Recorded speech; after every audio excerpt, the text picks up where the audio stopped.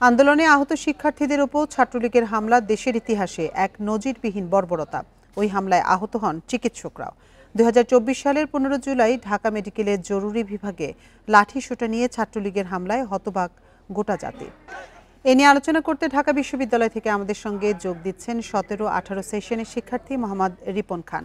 রিপন খান, আপনি কেমন আছেন? ভালো আছি। আপনার কাছে শুরুতেই জানতে চাইবো, জি আলহামদুলিল্লাহ ভালো।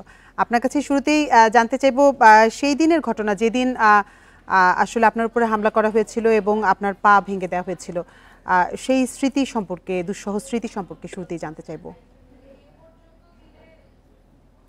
মানে আজকে সেই 15 জুলাই যেদিন আমি আসলে ছাত্রলীগ কর্তৃক হামলার শিকার হই, তো দিনটি ছিল আসলে অনেক লোমহর্ষক।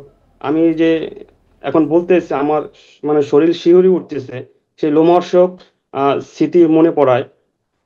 তখন বিকাল 3:30টার দিকে তো আমরা কোটা সংস্কার আন্দোলনের জন্য আমরা মাঠে নেমেছিলাম, আন্দোলনে ছিলাম।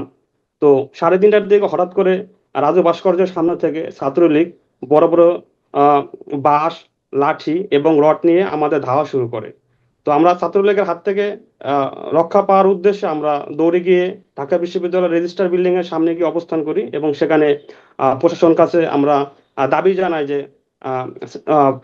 ক্যাম্পাসে হামলা কেন, প্রশাসন জবাব চাই। তো আমরা এরকম আন্দোলনরত অবস্থায় ছিলাম।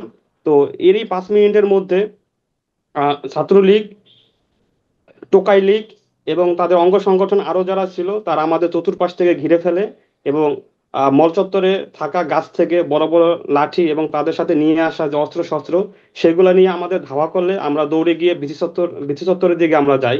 তো ওখানে গিয়ে হঠাৎ করে ওরা অতর্কিতভাবে আমাদের উপর হামলা চালায়, বড় বড় ইট পাটকেল মারে। তো আমরা দৌড়ে পালানোর চেষ্টা করি, কিন্তু পালাতে ব্যর্থ হই। তখন ওরা আহ বড় বড় বড় লাঠি নিয়ে একজন আমাকে মাথায় আঘাত করে। তো মাথায় যে আঘাত করে বড় একটা বাঁশ দিয়ে সে বাঁশটা ভেঙে যায়। আমি হাত দিয়ে যতটুকু সম্ভব আমি প্রতিরোধ করার চেষ্টা করি। আর একটা আমাকে বাড়ি দেয় কোমরে, সেটা লাঠিও ভেঙে যায়। এবং তৃতীয় দফায় আমাকে আঘাত করে রড দিয়ে, বড় রড দিয়ে, এরকম মোটা রড দিয়ে আমাকে আঘাত করে পায়ে। তখন আমার পা ভেঙে যায়। তো ভাঙা পা নিয়ে আমি দৌড়ে যে ওখান থেকে যে সরে যাব, আমি সরে যেতে পারতেছিলাম না। তো আমাকে একটা ভাই আহ সহযোগিতা করে তার কাঁধে ভর করে করে আমি সার্জেন্ট জহুরুল হক হলে গিয়ে আশ্রয় নিই। সেখানে একটা ভাই তার রুম খোলে। আমি সহ আন্দোলনরত আরো 8 থেকে 10 জনের মতন আমার সহযোদ্ধা ছিল। তাদেরকে নিয়ে আমি সেই রুমে আশ্রয় নিই। আশ্রয় নিয়ে সেখানে এমন একটা পরিস্থিতি সৃষ্টি হয় যে ওরা আমাদের সেই হলের ভিতরে এসে হামলা করার চেষ্টা করে, বড় বড় রামদা, চাপাটি এবং রড রড নিয়ে। এবং তারা পাগলা কুকুরের মতন, মনে হচ্ছে যে তারা পাগলা কুকুর, মনে হয় তারা কতদিন যেন না খাওয়া অবস্থায় আছে, হায়নার মতন অবস্থা করতেছিল। এবং তারা আমাদেরকে খুঁজে খুঁজে বের করার চেষ্টা করতেছিল। 25শে মার্চ কাল রাতে কি হয়েছে আমরা জানি না, কিন্তু আমরা শুনেছি যে দরজায় টোকা মেরে আহ আহ লোকজনকে বের করে করে হত্যা করা হয়েছিল।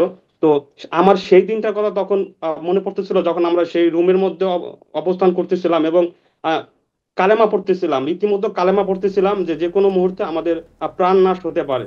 কারণ ওরা জি রিপন খান, তো সেদিনের হামলাকারী অনেকেই কিন্তু এখনো গ্রেপ্তার হননি।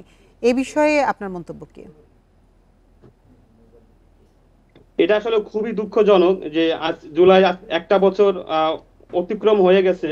তো এখন পর্যন্ত সেই হামলাকারী এবং হামলাকারী যে প্রশ্রয়দাতা যারা আছে তাদেরকে এখন আইন শৃঙ্খলা রক্ষা বাহিনী গ্রেপ্তার করতে পারেনি এবং তাদের বিচার কার্যক্রম এখনো সম্পূর্ণ করতে পারেনি। এটা আমাদের জন্য একটা অসহনীয় সংকেত এবং একই সাথে খুবই দুঃখজনক একটা জিনিস যে এত বড় একটা হত্যাকাণ্ড ঘটানোর পরও তাদেরকে আইনের আওতায় আনতে এখন পর্যন্ত প্রশাসন ব্যর্থ হয়েছে। এই 1 বছর পরে এসে আপনার প্রত্যাশা কি আসলে?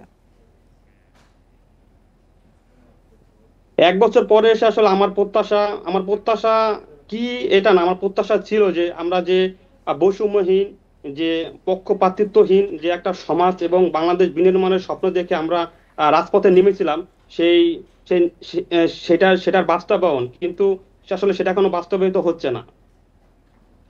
রিপন খান, আপনাকে অসংখ্য ধন্যবাদ আমাদের সাথে যোগ দেওয়ার জন্য।